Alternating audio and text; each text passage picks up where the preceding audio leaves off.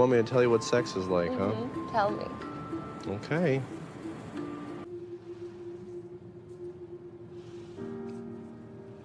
Right? And you just really want to work that little bugger. You know, remember like the old IBM ThinkPads? Halo semua, balik lagi di channel Lord B Film. Apa kabar semua? Apakah otak Anda masih dididik oleh Lord Sugiono atau Johnny Sin? Kalau masih, saya akan mereview sebuah film mantap-mantap yang berjudul Sleeping with Other People yang disutradarai oleh tante saya, yaitu Leslie Headland. Sebelum kita membahas filmnya, jangan lupa untuk subscribe channel ini ya.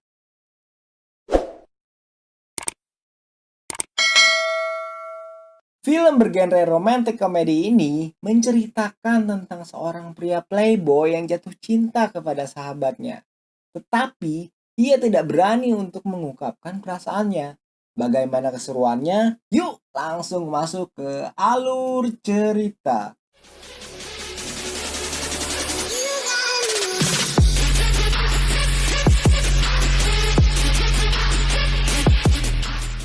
Scene berlatar pada tahun 2002 yang memperlihatkan seorang wanita di sebuah asrama yang sedang menggedor-gedor pintu sambil berteriak, "Matthew, bercintalah denganku." Dan cocok, coba pintu kamar gua. Dia pun membuat kekacauan di tempat itu. Seorang penjaga pun menghampirinya dan mengancam akan melaporkannya ke polisi jika dia bukanlah tamu di asrama ini. Tiba-tiba ada seorang pria di asrama itu yang mengaku sebagai temannya. Ia pun langsung mengajak wanita itu ke kamarnya. Di sana, ia berkenalan. Ternyata wanita itu bernama Lenny dan si pria bernama Jack. Mereka pun mengobrol. Lenny mengatakan bahwa dia sedang mencari seorang pria bernama Matthew untuk bercocok tanam. Lenny juga mengatakan bahwa dirinya masih perawan. Dan Jack juga berkata dia juga masih perjaka. Tak lama, obrolan mereka semakin panas. Lenny bertanya kepada Jack bagaimana sih bang rasanya bercocok tanam.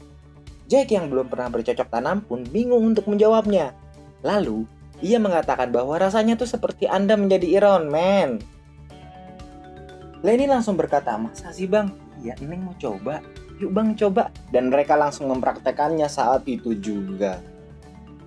Pasukan semongko tarik sis.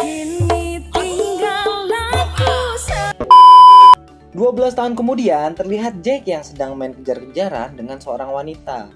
Wanita itu sepertinya tampak kesal dengan Jack karena ia selingkuh dengan sahabatnya. Di sini kita tahu bahwa Jack sekarang sudah menjadi playboy. Terjadi perdebatan di antara mereka. Jack mencoba untuk menenangkannya, namun tidak berhasil. Dan pada akhirnya Jack didorong ke jalan dan ia pun tertabrak oleh mobil. Dan segera Jack dibawa ke rumah sakit. Scene berpindah ke sebuah restoran. Di sana terlihat Lenny yang sedang mengobrol dengan pacarnya, yaitu Sam. Lenny mengatakan kepada Sam bahwa dia telah berselingkuh darinya. Sam pun nampak kecewa. Dengan penuh amarah dan berapi-api, Sam menanyakan kepada Lenny siapa selingkuhannya, namun Lenny enggan memberitahunya.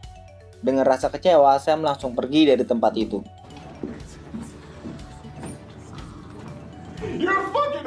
Scene berpindah ke Lenny yang sedang bermain handphone. Ia dihampiri seorang pria yang ternyata dia adalah Jack. Mereka pun mengobrol dan bernostalgia tentang masa lalunya. Setelah itu, Lenny pergi dan Jack mengatakan untuk menghubunginya melalui Facebook.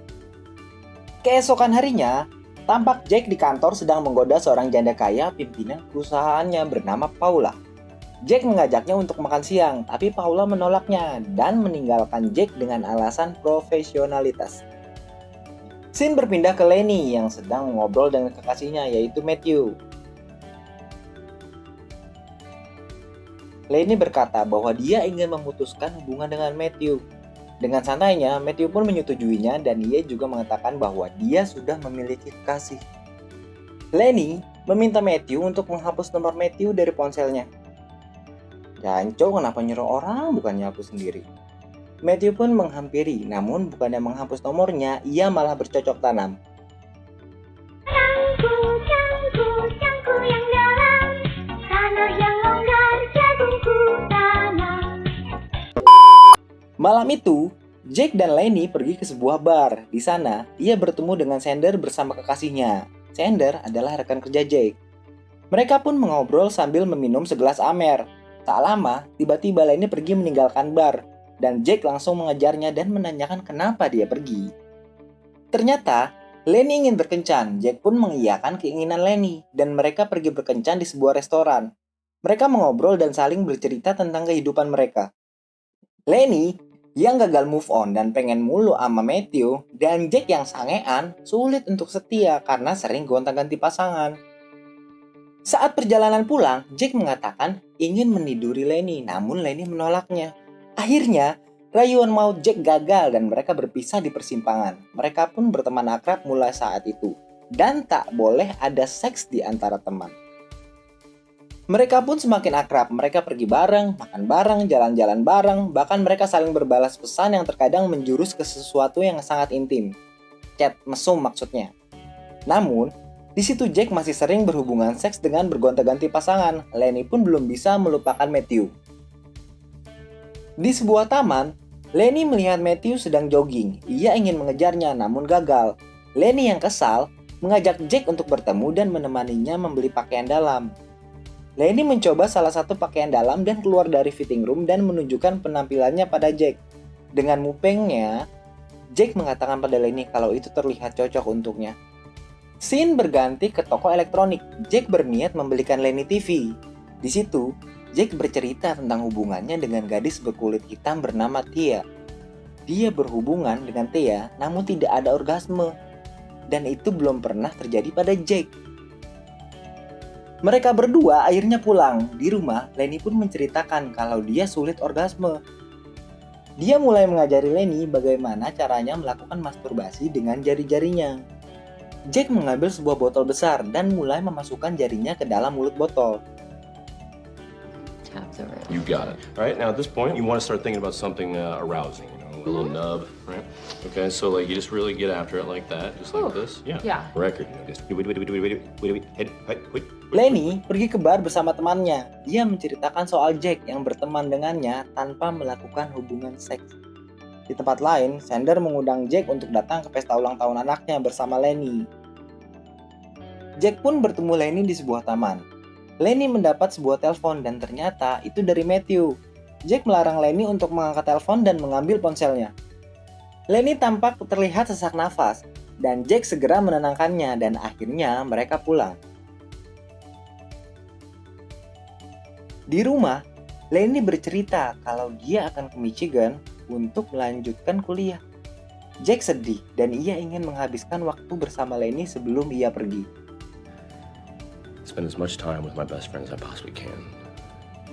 Mereka pun pergi ke pesta ulang tahun Henry, anak dari Sander dan Naomi. Di sana ia disambut oleh Sander dan Naomi. Lenny memberikan hadiah kepada Naomi. Setelah itu, Lenny pergi untuk mengajak anak-anak menari. Jack yang melihatnya langsung menghampiri Lenny dan ikut menari.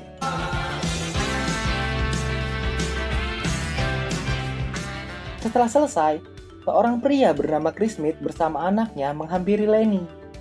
Mereka berkenalan, sementara Jack sibuk mencelupkan kepalanya ke kolam renang. Are you really using your kid to hit on my friend? Shut up. Ignore him, he's on drugs. Chris dan Lenny mulai berkencan dan akhirnya mereka pun bercocok tanam. Cangku yang dalam, tanah yang longgar, jagungku tanam. Lain hari, Lenny bercerita tentang hubungannya dengan Chris kepada Jack. Jack pun tampak kesal dan cemburu dan membuat mereka berdebat. Taught you that as a gift to you. That was not a Chris Smith gift, okay? Hari berganti. Jack mungkin masih kesal. Ia pergi menemui Paula di ruangannya. Dia meminta Paula menandatangani pembatalan kontrak investasi Jack agar bisa berkencan dengan Paula. Paula seakan tak percaya Jack meminta pembatalan kontrak senilai $5 juta hanya untuk berkencan dengannya. Akhirnya, Paula pun luluh dan menerima ajakan kencan Jack tanpa harus membatalkan kontraknya. Di lain waktu, Lenny yang sedang menghadiri pesta bersama Chris bertemu dengan Matthew dan istrinya. Lenny pun mual dan segera pulang karena tak nyaman dengan keberadaan Matthew. Lenny mencoba menghubungi Jack, namun Jack sedang berkencan dengan Paula. Right? Well, see, that's what I'm saying. I mean, I assumed they would speak about me, but I thought it was going to be something. Jack dan Paula pun pulang. Sesampainya di rumah, mereka pun bercocok tanam. Paula meminta Jack untuk diam dan membiarkan Paula untuk mengambil alih kendali pesawat tempur Jack. Cangku yang dalam, tanah yang longgar, jagungku tanam. Saat klimaks, Jack menyebut nama Lenny seolah sedang bercinta dengan Lenny dan Paula pun menyadarinya. Jack pun pulang dan melihat Lenny duduk di tangga depan rumahnya. Lenny menceritakan semua yang terjadi. Mereka saling mengungkapkan perasaan mereka dan tidur bersama. Tiba di hari Lenny akan pindah ke Michigan. Jack membantu mengemasi barang dan mengucapkan salam perpisahan untuk selamanya. Alright, well, goodbye forever. 2 bulan telah berlalu. Di sini, Jack terus menjalin hubungan dengan Paula dan nampaknya dia pun mulai akrab dengan anak Paula. Suatu ketika, Jack sedang makan siang dengan Paula. Dia merencanakan liburan ke Eropa bersama Paula. Jack melihat Matthew sedang makan bersama istrinya. Dia mendatangi Matthew dan menghadiahinya dengan bogem tepat di wajah. Mereka pun berkelahi dan Matthew dihajar habis-habisan oleh Jack. Polisi pun datang dan menangkap mereka berdua. Di mobil, Paula menanyakan kepada Jack siapa yang dia maksud dengan gadisku ketika memukul wajah Matthew. Jack tak bisa menjawabnya dan Paula pergi meninggalkannya. Jack pun dibawa ke kantor polisi. Di sana, ia meminjam telepon dan menghubungi Lenny. Dia menceritakan dia telah memukuli Matthew kepada Lenny. Di sini, Jack mengungkapkan semua perasaannya kepada Lenny dan meminta Lenny untuk kembali. Akhirnya, Lenny pun menerima perasaan Jack. Mereka saling meneriakan I love you seperti orang gila. Lenny. I love you! Lenny, I love you so much. Hey! I love you! Matthew mendengar dan menyadari kalau Jack adalah orang yang dicintai Lenny. Cerita berlanjut. Lenny mendatangi Matthew di kantornya. Ia meminta Matthew untuk mencabut tuntutannya kepada Jack. Lenny keluar dan bertemu Jack di luar kantor Matthew. Mereka akan menuju gereja untuk menikah. Dan film pun berakhir. Demikianlah rangkuman alur cerita dari film Living with Other People. Kalau kalian mempunyai rekomendasi film menarik lainnya, tulis aja di kolom komentar. Thank you for watching. See you in the next video.